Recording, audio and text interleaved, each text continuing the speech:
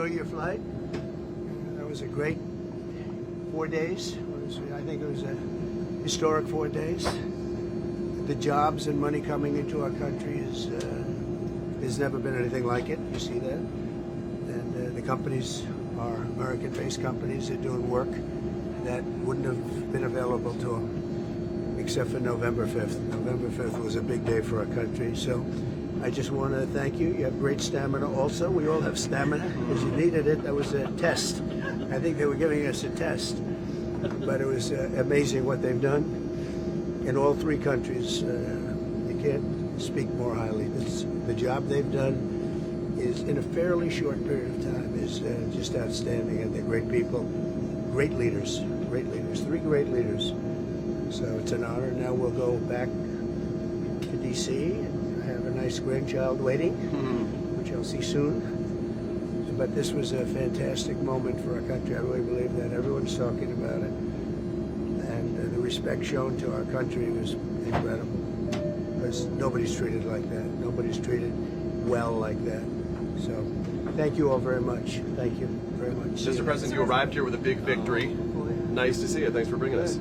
You arrived here with a big victory, getting Idan Alexander out, working directly with Hamas, the last remaining American. Do you think the Israelis and Bibi Netanyahu can get his hostages out? I don't know. We're going to find out pretty soon. We're going to know pretty soon. They're not in good shape, as you know, and different places. You know, it's not one place. It's different places. Some of them are in better shape than others. A little bit depends on the place where they are.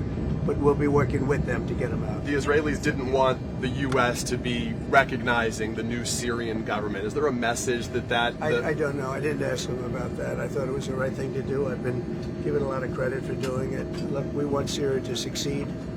It's been a mess for 10 years and much longer than that. It would not have been... These were very biting. You know, when you look at the sanctions, these were really brutal. And they would have, I would say, zero chance of success. And this way they have a chance. Their leader's a strong person, but young and a lot of energy and wants to do a good job.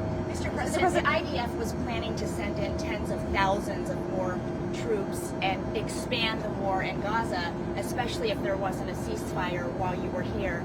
Do you support that? Well, we're going to see what happens. I think a lot of good things are going to happen over the next month. And we're going to see. We have to help also out the Palestinians. You know, a lot of people are starving on Gaza, so we have to look at both sides. But we're going to do a good job. We're very happy with what happened with, I hope it continues, and I think it will, but what happens with India and Pakistan, that was a big success. If you would have seen the level of anger between the two, that was not a good thing, yes. A senior Hamas leader said that they might be willing to give up power, an Egyptian proposal, in order to bring peace. Is that a step that you Well, we're going to look at everything, but we want to get the hostages back. I've gotten them, you know, big majority back, but we want to get the hostages back. So we'll see how that works out, okay? Mr. President, are you planning to call Vladimir Putin? How do you think you can get those talks on track? We have to meet. He and I will meet. I think we'll solve it, or maybe not, but at least we'll know. And if we don't solve it, it'll be very interesting. And then did Austin Tice come up when you talked to the Syrian president? I always talk about Austin Tice. Now, Austin Tice hasn't been seen in many, many years. You know that. He's got a great mother who's just working so hard to find her boy. So I understand it. But Austin has not been seen in many, many years.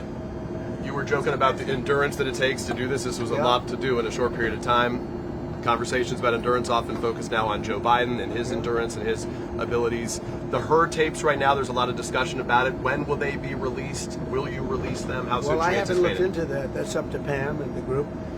I haven't really looked into it. Look, everybody understands the condition of him. I know people that are 89, 90, 92, 93 years old that are literally perfect. But Joe was not one of them. And they did a lot of hiding. They were really playing games, and you know you can't do that. Our country's at stake. You see, even a thing like this, there's so many decisions for billions and billions, but then you have even more important decisions. You have decisions for life, and you can't have a man in that condition. and everybody was holding back, including the press, including the media.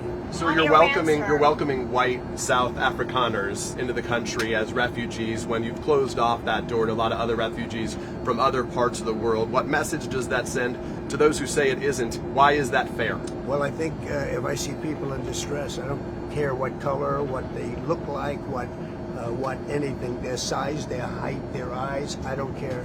But I think that from all evidence, the farmers in South Africa are being treated brutally. And it's been reported, and nobody wants to cover it. But they happen to be white, and if they were black, I'd do the exact same thing. And we treat people very well when we see there's a genocide going on. So if it's a genocide, that's terrible, and I happen to believe it could very well be. South Africa's out of control, and it's been out of control for a long time, and the media doesn't report it. And I'm not looking for reporting because, believe me, it's easier for me not to do anything. It's a lot easier because I don't get nasty questions like that. But the fact is that we're about saving lives, and we're going to do that. So we've made a home, and we'll make a home for other people that are treated badly, no matter what their color. Will you go to the G20? Will you go to the G20 there? I'm not sure. Not sure. I'm really not On sure. Iran, has the U.S. given them a formal proposal? Has Steve Witkoff handed that over? Yeah, they have a proposal, but more importantly, they know they have to move quickly. How Something quickly? bad's going to happen. Thank you very How's much. Tiffany doing? She's well. Good. Everybody's good. Thank you, Mr. President. Congratulations. Congratulations on your grandson.